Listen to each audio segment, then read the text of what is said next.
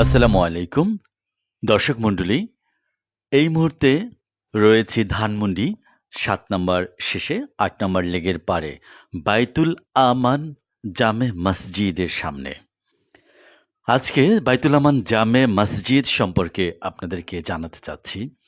আজ ১২ই রবিউল আউয়াল ১৪৪৭ হিজরি এবং ৫ই সেপ্টেম্বর এবং ২১শে ভাদ্র ১৪৩২। দর্শক মণ্ডলী, ভিডিওটি দেখতে থাকুন। ঘুরিয়ে ঘুরিয়ে আপনাদেরকে এই মসজিদের বিভিন্ন অংশ দেখাবার চেষ্টা করছি।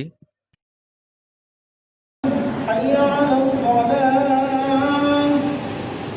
حي على الفلاح حي على الفلاح قد قامت الصلاة قد قامت الصلاة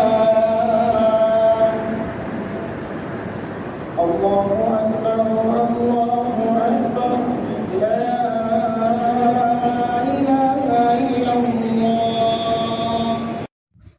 আধুনিক একটি মসজিদ নান্দনিকতায় সাজানো, খুবই সুন্দর এবং নয়নাভিরাম মার্বেল পাথর, দামি কাঠ ও বোর্ডের দ্বারা ডেকোরেশন করা এই মসজিদটি আমাদের এই দোয়াকে কবুল করে নিও।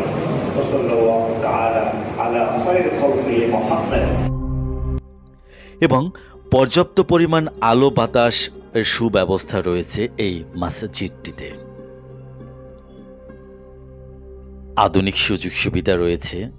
ইসলামের স্থাপত্য শৈলী অপূর্ব নিদর্শন বহন করে চলছে বাইতুল আমান জামে মসজিদ ধানমন্ডি। তিনতলা বিশিষ্ট এই মসজিদটিতে মহিলাদের জন্য নামাজের সুব্যবস্থা রয়েছে। জুমার দিন বেলা ১০টা থেকেই মুসল্লিরা নামাজের জন্য আসতে শুরু করে। এই মসজিদটিতে একসাথে প্রায় ২৫০০ মুসল্লি নামাজ আদায় করতে পারেন। আধুনিক উজুখানা রয়েছে এবং পাশাপাশি টয়লেটের সুব্যবস্থা রয়েছে।